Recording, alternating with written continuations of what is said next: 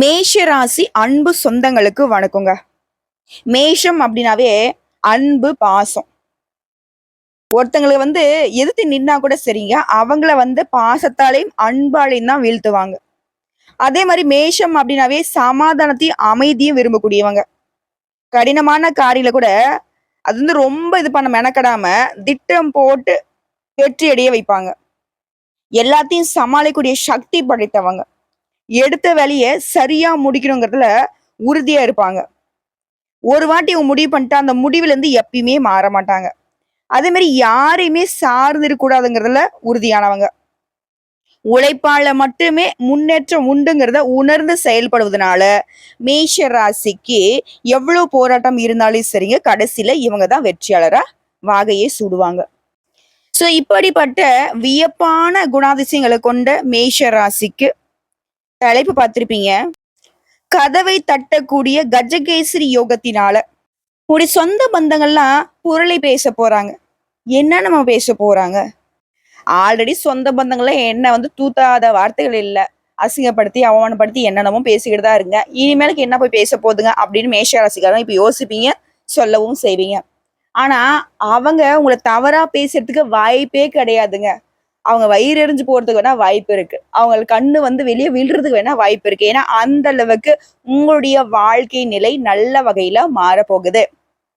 இந்த கஜகேசரி யோகத்தினுடைய பலன் தெரியாம நீங்க இப்போ ஒரு மாதிரி சாதாரணமா பார்க்கலாம். பட் இதோடைய பலன் என்னன்னு தெரிஞ்சுக்கிட்டா நீங்களே ஒரு யானை மாதிரி அப்படியே சிங்கம் மாதிரி அப்படி போவீங்க. அதாவது யானை மீது சிங்கம் சவாரி செஞ்சா எப்படி இருக்கும், அப்படிதாங்க மேஷ ராசிக்காரர்களுடைய நிலை மாறப்போகுது. கேட்கறதுக்கே நல்லா இருக்கேம்மா, அது என்னன்னு கொஞ்சம் தெளிவா சொல்லிட்டா போச்சு.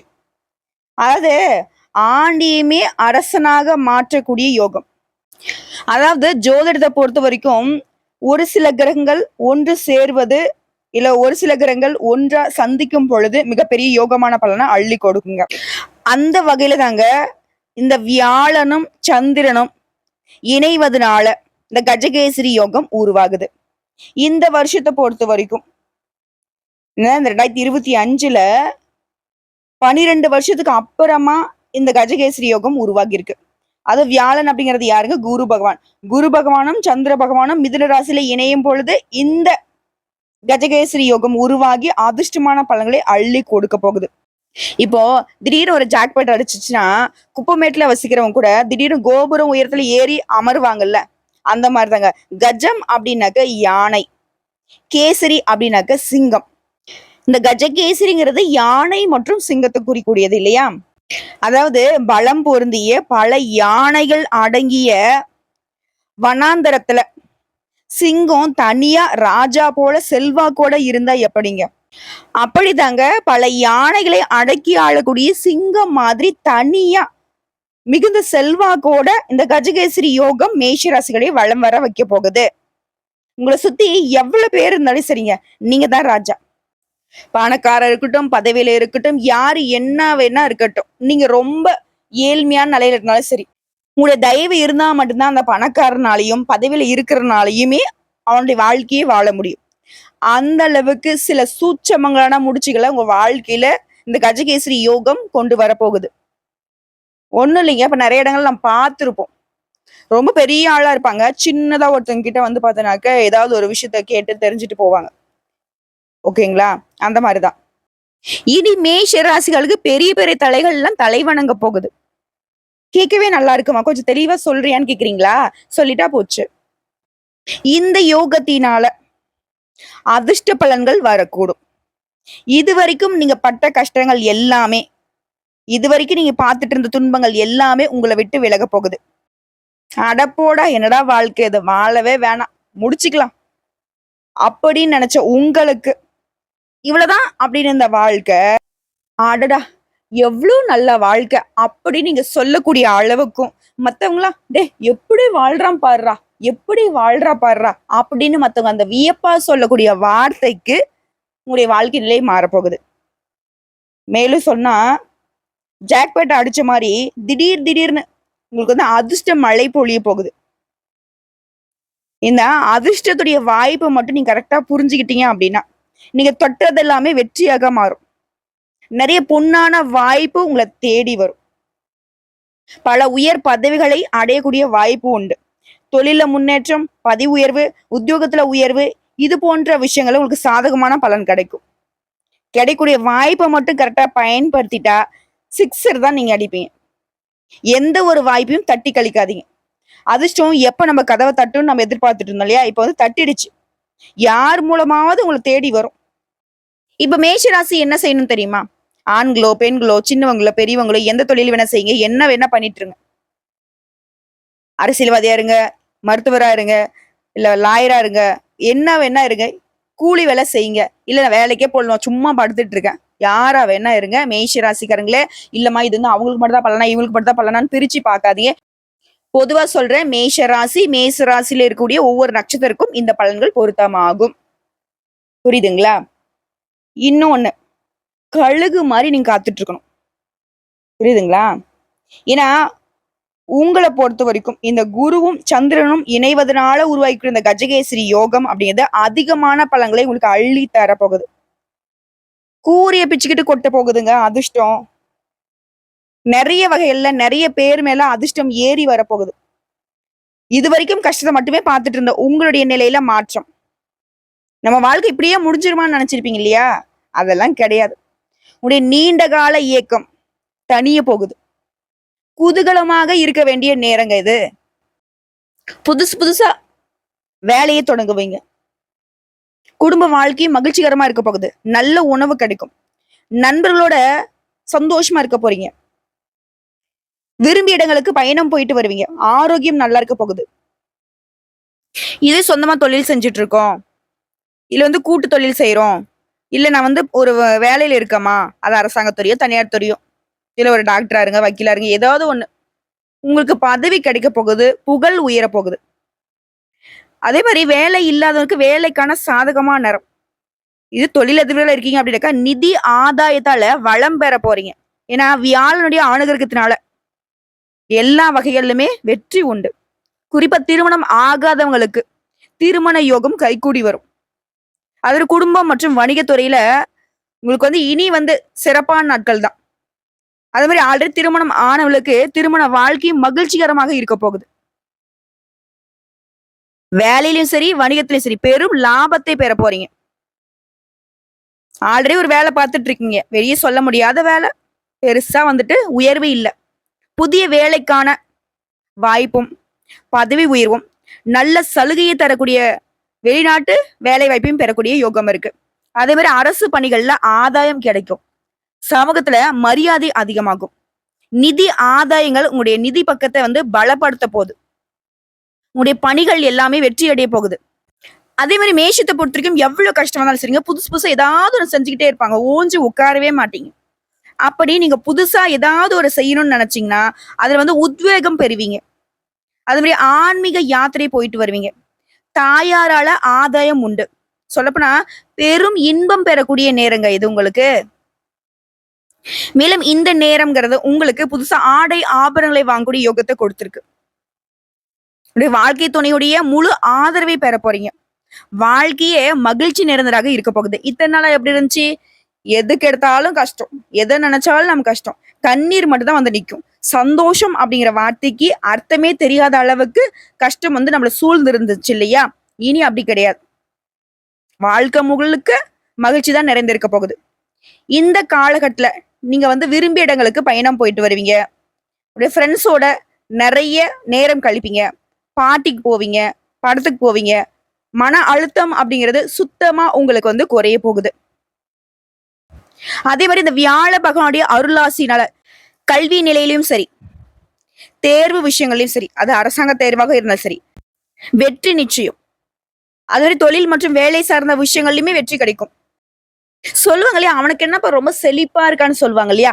அந்த அளவுக்கு மேஷ ராசிக்காரர்கள் இனி நல்ல வளர்ச்சி பாதையில பயணம் பண்ண போறீங்க, செழிப்பா இருக்க போறீங்க. உத்தியோக பணிகள்லாம் கூட வேலை பார்க்குறாங்க பாத்தீங்களா, அந்த சக ஊழியர்கள் உங்களுக்கு ஆதரவா இருப்பாங்க. உங்களுடைய பிரச்சனைகள் எல்லாமே மறையுது. அதிர்ஷ்டம் உங்க பக்கத்துல இருக்க போகுது. எதிரிகள் எல்லாமே தலை தெறிக்க ஓடுவாங்க. ஏன்னா எதிரிகளை வெல்லக்கூடிய அளவுக்கு திட்டம் தீட்டி அவங்களுடைய சூழ்ச்சிகளை முறியடித்து வெற்றி வகை சூட போறீங்க. இது மட்டும் இல்லைங்க, இந்த யோகத்தினால குடும்பத்துல தான் நிறைய நல்ல விஷயங்களை அனுபவிக்க போறீங்க. நிதி சார்ந்த திட்டங்களை ஏற்பாடு செய்வீங்க. வருமானத்தின் அடிப்படையில சிறப்பா இருக்கு உங்களுடைய வாழ்க்கை. அது மாதிரி வங்கி இருப்பு வந்து அதிகரிக்க போகுது. தொழில்ல வெற்றி. வாழ்க்கைங்கிறது மகிழ்ச்சியா மட்டும் இல்லைங்க, அமைதியாவும் இருக்க போகுது. உடல் அளவிலையும் நல்லா இருக்க போறீங்க, மனதளவிலுமே அமைதியா இருக்க போறீங்க. குறிப்பா அந்த கஜகேசரி யோகம்ங்கிறது மேஷ ராசிக்கு பதவி, பணம் மற்றும் தொழில வெற்றி வாய்ப்பு மட்டும் அதிகரிக்கிறது இல்லைங்க, எல்லா விதங்களிலுமே பலன்களை அள்ளி கொடுக்குது. இந்த கஜகேசரி யோகம்ங்கிறது மிகப்பெரிய சக்தி வாய்ந்த யோகம். அதாவது தெரியுது இல்லைங்க, யானையே பலம், சிங்கத்திற்கு தனி பலம். அந்த இரண்டுமே வந்து ஒன்றா சவாரி செஞ்சா எப்படி இருக்கும்? மேஷத்திற்கு எங்கேயாவது குத்தம் குறை சொல்ல முடியுமா? வாழ்க்கையில செல்வம் கிடைக்கும், புகழ் கிடைக்கும், பதவி கிடைக்கும். குறிப்பா அதிர்ஷ்டத்துடைய உச்சத்துல உட்கார போறீங்க.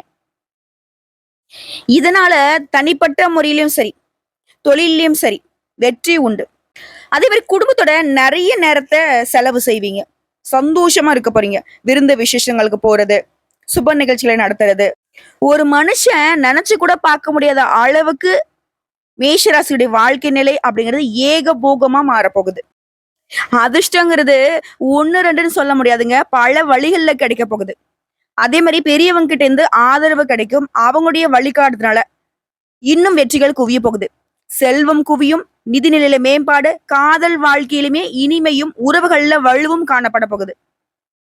உங்களுடைய மனநிலையுமே ரொம்ப கரெக்டா இருக்கிறதுனால உங்களுடைய குறி தப்பாது. திரும்பவும் சொல்றேன், மேஷ ராசிக்காரங்க இந்த கஜகேசரி யோகத்தினால வாழ்க்கையில பெரிய அளவுல மாற்றம் நிகழப்போகுது.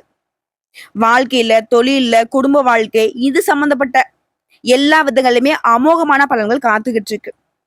இந்த காலகட்டத்துல சரியா பயன்படுத்துறீங்க அப்படின்னாக்கா புதிய வியாபாரங்களை ஆரம்பிக்கிறதுக்கு கூட வாய்ப்பு இருக்கு. ஒரு சிந்தனை போக்கிலையும் சரி, அறிவாற்றலையும் சரி புதிய உற்சாகம் பிறக்கும். தொட்டதெல்லாம் பொண்ணா மாறும். நிதி நிலையில கடந்த காலங்கள்ல இருந்த கஷ்டம் எல்லாம் இல்லாம அபரிவிதமான வளர்ச்சி நிதி நிலையில உண்டு. சொல்லப்போனா பணத்துக்கு பஞ்சமே இருக்காதுங்க. கடின உழைப்பால எதையுமே சாதிக்கூடிய அளவுக்கு உங்களுடைய உடல் ஆரோக்கியமே சீரா இருக்க போகுது. புதிய நோக்கத்தை ஏற்படுத்திக் கொள்ள வாய்ப்பு இருக்கு. உங்களுடைய இலக்குகள் தெளிவா இருக்கும். வீடு, வாகனம் வாங்கக்கூடிய வாய்ப்பு இருக்கு. எதிர்பாராத வகையில ஃப்ரெண்ட்ஸ்க்கும் சரி, உறவுக்காரங்கிட்டையும் சரி பண உதவிகள் செய்வீங்க. அதே மாதிரி குடும்ப வாழ்க்கையிலேயே குழந்தைகள் தொடர்பான விஷயங்கள்ல நல்ல முன்னேற்றம் இருக்கும். புதிய முதலீடுகள்ல கூட நல்ல லாபத்தை பார்ப்பீங்க. குடும்பத்துல இருக்கிறவங்களால நல்ல செய்திகள் உங்களை தேடி வரும். வீடு, வண்டி இது சம்பந்தப்பட்ட விஷயங்கள்ல உங்களுக்கு யோகம் உண்டு. காதல் வாழ்க்கையும் மகிழ்ச்சிகரமா இருக்க போகுது. திருமண வாழ்க்கையுமே சிக்கல்கள் மறைந்து சந்தோஷம் நிலைக்க போகுது. புதிய வருமானத்திற்கான ஆதாரங்கள் அதிகமா கிடைக்கும். நிறைய வெற்றிகளை பெறுவதற்கான சூழ்நிலை அமையும். நிறைய பணத்தை சேமிக்குவீங்க. ஆன்மீகத்துல ஆர்வம் அதிகமாகும். வருமானத்துல நல்ல உயர்வு இருக்கிறதுனால எல்லாருடைய ஆசைகளுமே நிறைவேற்றி சந்தோஷப்படுவீங்க.